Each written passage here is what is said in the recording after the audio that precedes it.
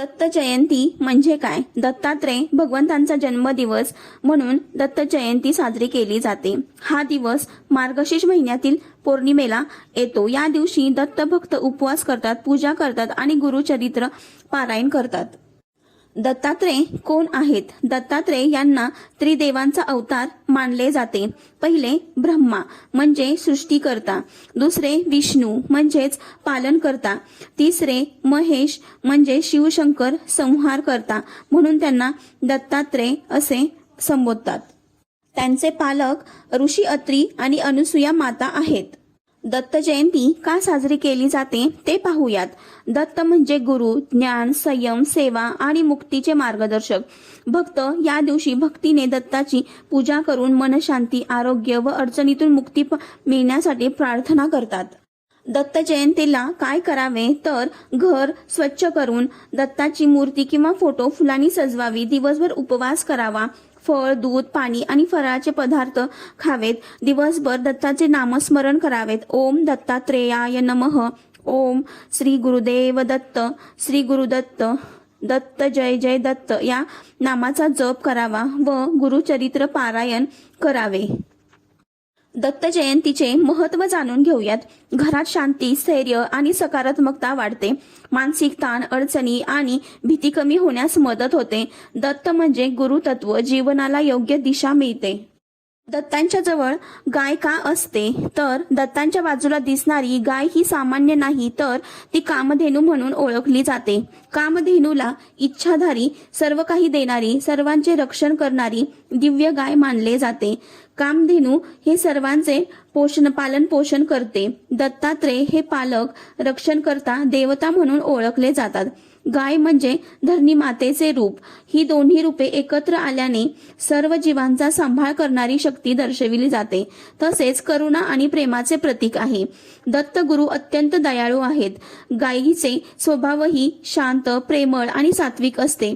म्हणून गाय दत्तांच्या करुणा स्वभावाचे प्रतीक मानले जाते व समृद्धी आणि सुखप्राप्तीसाठी कामधेनू ही समृद्धी देणारी म्हणून ओळखली जाते. दत्तांची उपासना केल्यास घरात शांती, धन, धान्य, कल्याण मिळावे म्हणून गाय दाखवली आहे.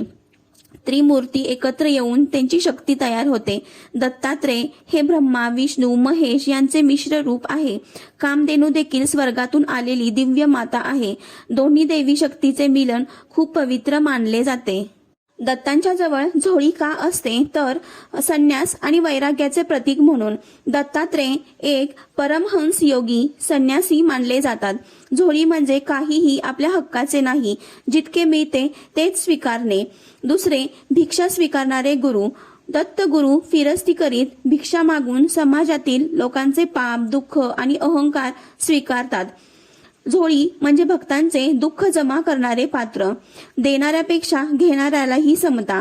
दत्त हे देणारे आहेतच, पण झोळी दाखवते की जो गुरु घेतो तो ही भक्ताला मुक्ती देण्यासाठी घेतो.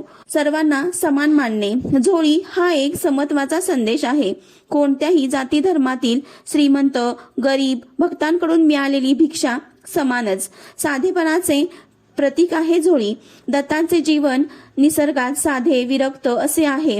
झोळी म्हणजे साधेपणा व अहंकाराचा अभाव असणे.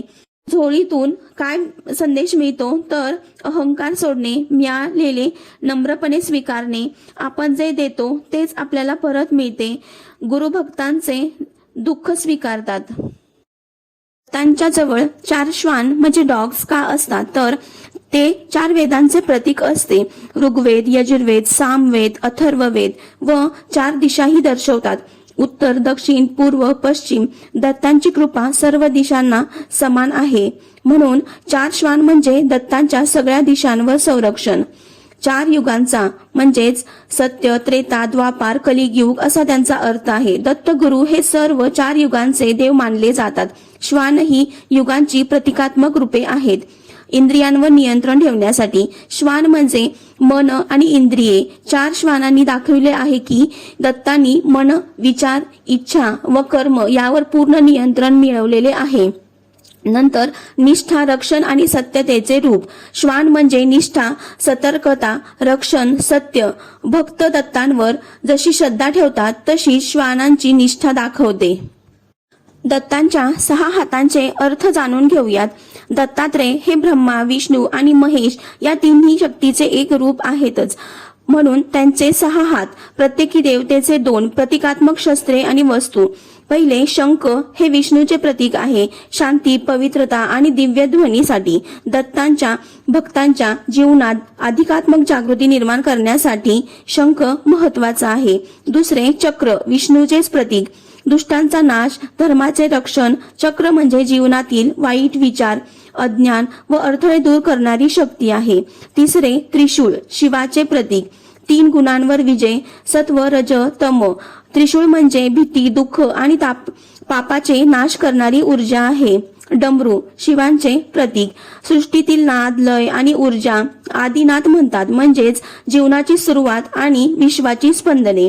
5वे कमंडलू म्हणजेच ब्रह्माचे प्रतीक, शुद्ध पाणी म्हणजेच पवित्रता, निर्मळता. साधूच्या जीवनातील वैराग्य, शुद्ध मन आणि संयमाचे प्रतीक आहेत. 6वे जपमाळ, पुस्तक, ब्रह्माचेच प्रतीक, ज्ञान, अध्ययन आणि ध्यान करण्यासाठी. दत्तांच्या ज्ञान स्वरूपाचा अर्थ म्हणजेच वेदांचे मूळ ज्ञान असे आहे. दत्तांचे 6 हात असे सांगतात की ज्ञान ब्रह्मा सांगते, पालन विष्णू सांगतात, संहार शक्ती शिवशंकर सांगतात. ही सर्व शक्ती एकाच देवी रूपात आहेत.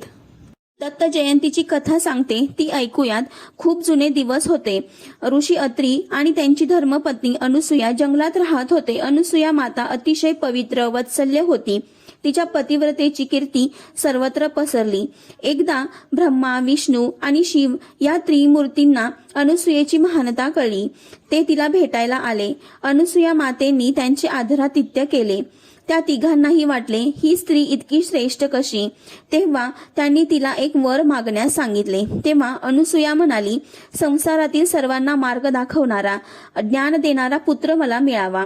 तेव्हा अनुसूयाच्या या इच्छेचे त्रिमूर्ती खुश झाले. ते तिघेही एकत्र म्हणाले, आम्ही तिघे मिळून तुझ्या घरी पुत्र रूपात अवतार घेऊ. आणि त्याच रात्री त्रिदेवांचा एकत्र अवतार म्हणून एक तेजस्वी बालक जन्माला आले. ते म्हणजे श्री दत्तात्रेय. या दिवशी म्हणजेच मार्गशीर्ष पौर्णिमा रोजी दत्तांचा जन्म झाला. म्हणून आपण हा दिवस दत्त जयंती म्हणून साजरा करतो. तुम्हाला व्हिडिओ आवडल्यास प्लीज लाईक, शेअर आणि सबस्क्राईब करा. धन्यवाद.